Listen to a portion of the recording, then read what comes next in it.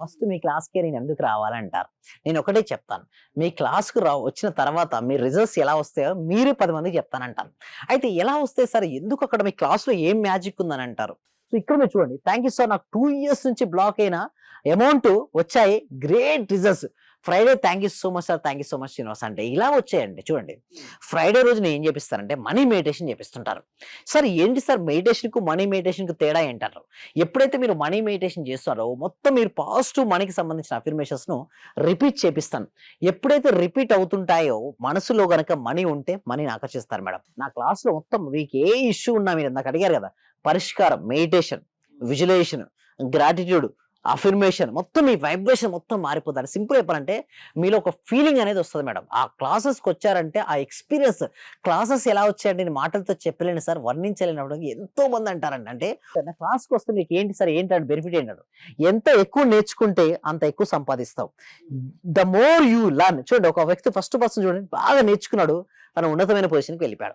So, దాని కింద చూడండి ఉన్నతమైన పెరుగుతున్న కొద్దీ ఏమై అందుకుంటున్నాడు? మనీని ఎక్కువ ఆకర్షించుకుంటున్నాడు.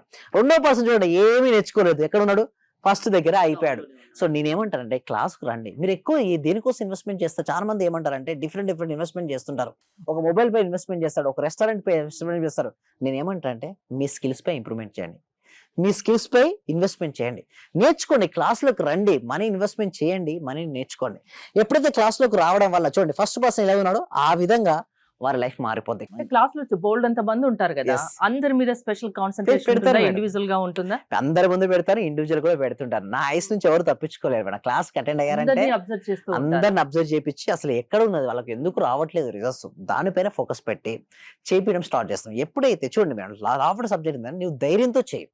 డౌట్స్ పెట్టుకోకు. రాలేదని బాధపడకు. నమ్మకంతో దిగు. డెఫినిట్‌గా రిజల్ట్స్ వస్తాయి. ఎంతో మందికి రిజల్ట్స్ వచ్చాయండి. నువ్వు అనుకున్న సాధించుకోవాలంటే ఫస్ట్ నువ్వు ఫెయిల్యూర్‌ని ఒక ఫెయిల్యూర్‌గా చూడడం మర్చిపో. Failure is the feedback. ఆ ఫీడ్‌బ్యాక్ నువ్వు స్టెప్పింగ్ స్టోన్‌గా వేసుకో. Definitely will win it. ఎలా ప్రాసెస్ ఏంటి అండి? అయితే నేనేం చేస్తానంటే, ఒక బ్యాచ్‌లో ఉన్న కొత్త కాన్సెప్ట్స్ ఇంకో కొత్త బ్యాచ్‌లో లేదు. తీసేసాను.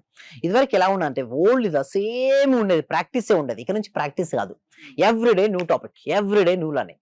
లోపలున్న మనీ బ్లాక్స్ అన్నీ తీసేసి, వాళ్ళున్న కోరికలను సైంటిఫిక్ మేనిఫెస్టేషన్ పద్ధతి ద్వారా ఎలా రియాలిటీకి తెచ్చుకోవచ్చు, ఎలా ధైర్యంగా ఉండొచ్చు, దానిపైన మేము వర్కౌట్ చేస్తున్నామండి హరిత గారు. సక్సెస్ కొందరికే కాదు అందరికీ రావాలన్న ఉద్దేశంతో మీరు పనిచేస్తున్నారు. యెస్.